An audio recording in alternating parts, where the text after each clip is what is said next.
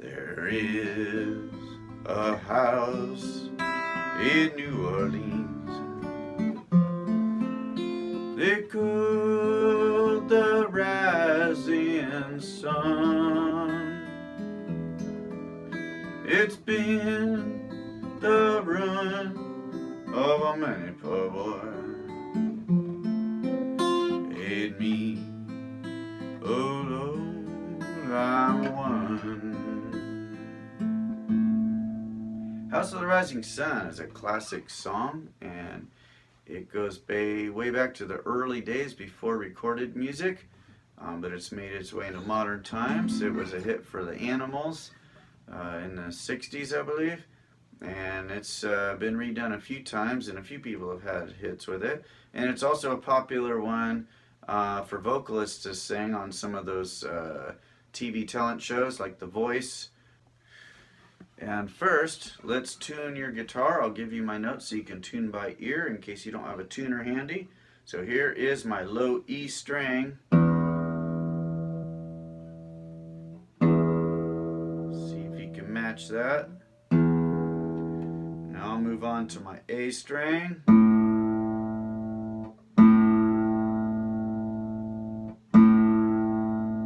Here's my D string.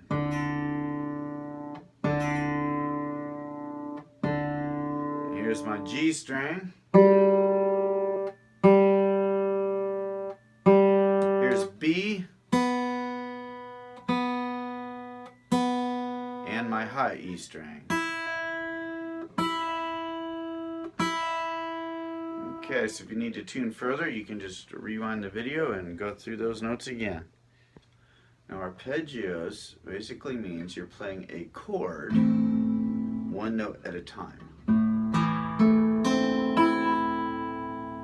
So this is an arpeggio pattern we're going to use, and it's actually in what we call 6/8 time. Most music, not all music, but most music, you end up counting to 4. 1, 2, 3, 4, 1, 2, 3, 4. And if you listen to the music and you dance to it, it just kind of feels like this. Well, in this music, it sounds like this. 1, 2, 3, 4, 5, 6. 1, 2, 3, 4, 5, 6. It's called 6/8 time because it's organized into 6/8 notes per measure, and it just means you count to 6. But another way to count it is 1 and 2 and 1 and 2 and. So that's a little easier way to count it, and will help give you the correct feel. When you say 1, that note is the strongest. 1 and then when you say 2, that's also a strong note, but it's slightly less strong than 1. So 1 and 2 and 1 and 2 and. So yes, some of the notes are a little louder or a little stronger than the others. 1 and 2 are the strong ones. 1 and 2 and. Yeah, so when you pluck with your fingers, if you can make it sound like that, it will be right. All right, well, let's look at what I'm doing with my hand. What I'm doing is I'm putting my thumb on the 5th string, and then I'm putting my ring finger on the 1st, my middle finger on the 2nd, and my index on the 3rd.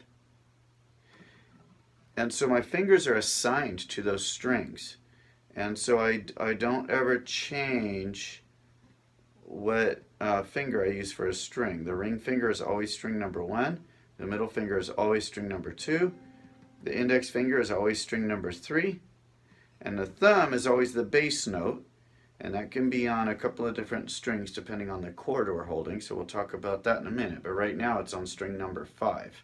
So it means string number 4 and number 6 are not going to get played. And here's what it looks like. Thumb, finger, finger, finger, middle, index. So I go thumb, index, middle, ring, middle, index.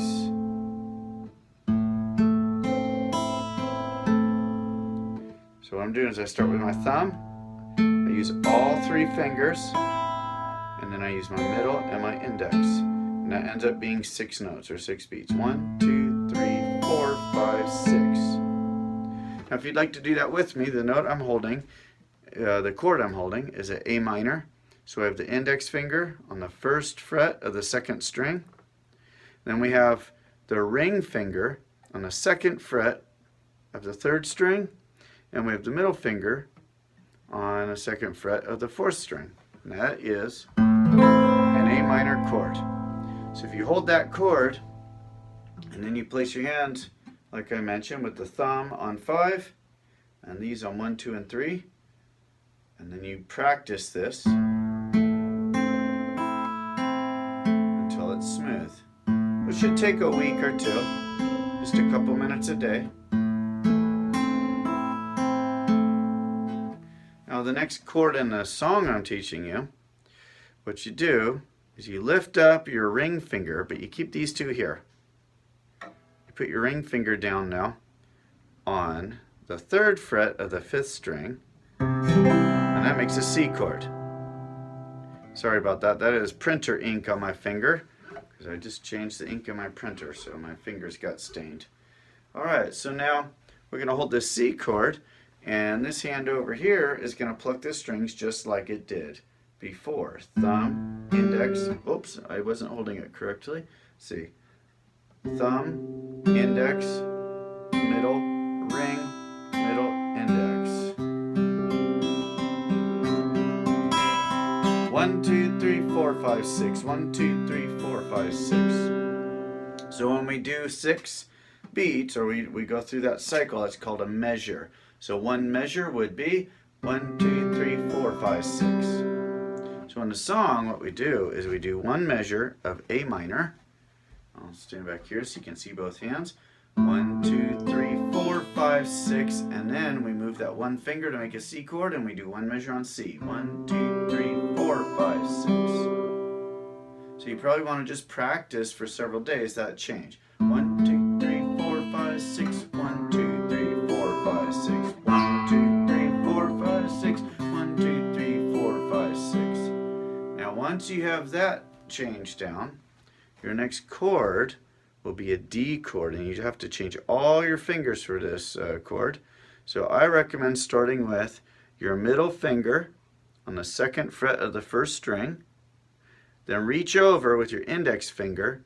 It's going to go on the 2nd fret of the 3rd string. So you skip to the 2nd string. So middle on the 1st string, 2nd fret. Index finger on the 3rd string, 2nd fret. Now, your ring finger, it's going to go right between them. It's going to go on the 3rd fret of the 2nd string. And that is a D chord. Now, for your plucking hand, you're going to put your thumb on 4. Before it was on 5. For the first two chords, for A minor and C, that thumb was on 5, or the A string. Now it's on a D string, which is string number 4. And these 3 fingers are always the same for this whole song. Ring finger on 1, middle finger on 2, index finger on 3, and now thumb is on the 4th string, so it just moved over 1. And here we go. 1, 2, 3, 4, 5, 6. So just practice that on the D chord for a while. 1, 2, 3, 4, 5, 6. Now once you're comfortable with that, you probably want to practice changing on this hand from the C to the D. From the C to the D. And that would take some repetition. Usually it takes about a week to train your fingers to do that. From the C chord to the D chord. So once you have those 3 chords, then you should have this. One measure on each. 1, 2, 3, 4, 5, 6, A to C to D. Yes. And now our next chord is a famously difficult chord, though this is an easier version of it. And some people actually don't find it too hard, so give it a try, see how it goes. But what you need to do is take your index finger and you're going to mash it down on the 1st and the 2nd string for fret number 1. So you're going to hold 2 strings down with that finger. So you have 1st fret and 1st fret of the 1st and 2nd strings. Now you got to reach over that with your middle finger and grab the 2nd fret on the 3rd string, and then you got to reach over that with your ring finger. I got my dye stained ring finger there. It's going to reach over to the 3rd fret of the 4th string. Now this hand is going to be like it was on D. We still have thumb on the 4th string, or the D string. So now, let's do it. 4, 5, 6. 1, 2, 3, 4, 5, 6. 1, 2, 3, 4, 5, 6. Now, if this F chord is proving to be too difficult, and I wouldn't give up on it until you've tried it for a week or two, because you're going to need that chord eventually. But in this song, and in this song only, you can cheat a little bit. You don't have to do that bar. You can leave that E string open. So this is called an F major 7, and in this song only you can substitute this chord. So the way you do the F major 7 is just index on 1st fret of 2, middle on 2nd fret of 3, and ring on 2nd fret of 4. So basically, instead of barring, you can just make it look a little bit like the C chord, and that's going to sound like this. It's a beautiful chord, F major 7. Now, if you're doing this song with other people, it might clash a little, so this is only good if you're doing it by yourself. So I recommend you try and get the F with the bar. The true F chord that's famous for being difficult looks like this. You have to bar all the way across with your index finger. That's a tricky chord. It just takes some strength and coordination to be able to make it without a lot of buzzing. But shucks, if you can get it, go for it. Because I had to work on that chord for a couple years before I could get it right. But some of my students, I've seen them get it in a day or two. Okay, so let's see if we can string together those chords. We're going to go C to A minor, to D, and then to F. Or F major 7 if that's the one you need to do. Alright, and if I'm going to do F. And so if you do F major 7, that one note might just clash a little tiny bit, but it won't be too bad. So here we go. I'll count us in, and we'll start on A minor. 5, 1, 2, 3, 4, 5, 6, A. To C, to D, and F. There you go. Let's do it again. 1, 2, 3, 4, 5, 6, A,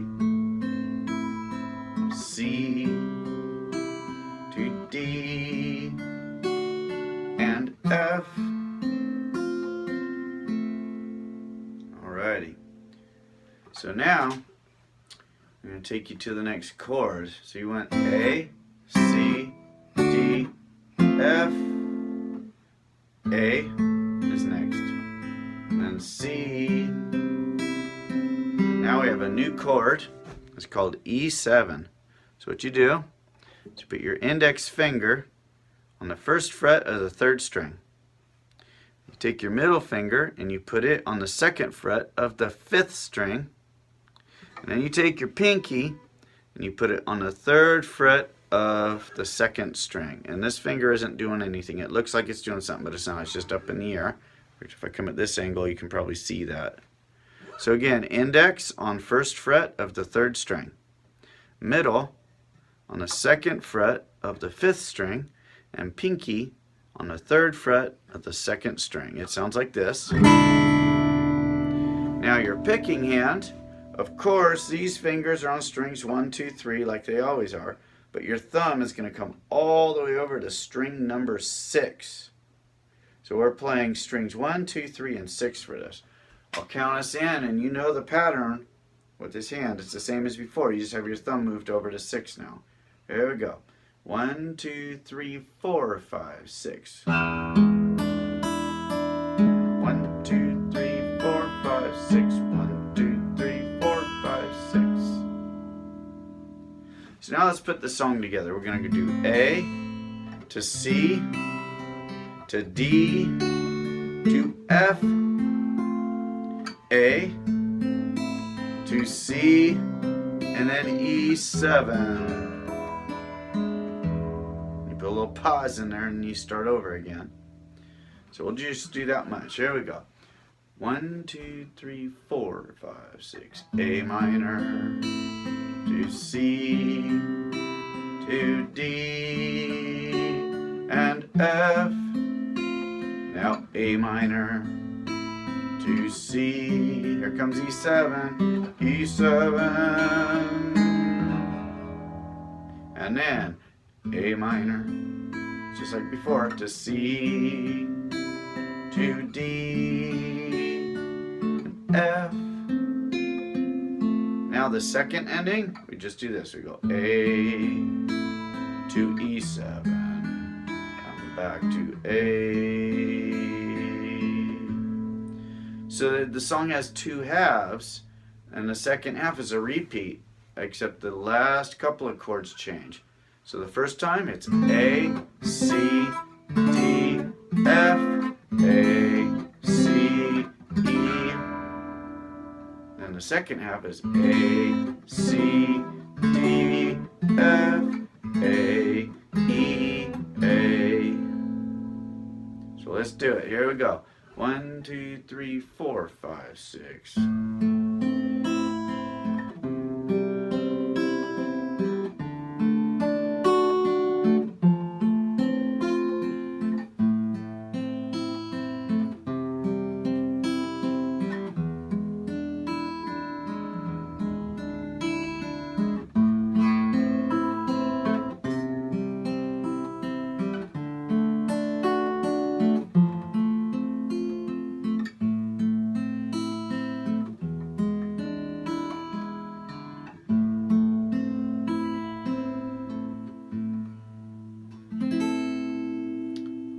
Good luck, and I hope you have some fun with that. It's a great song, and all these chords you're learning will be very useful for a lot of other songs too.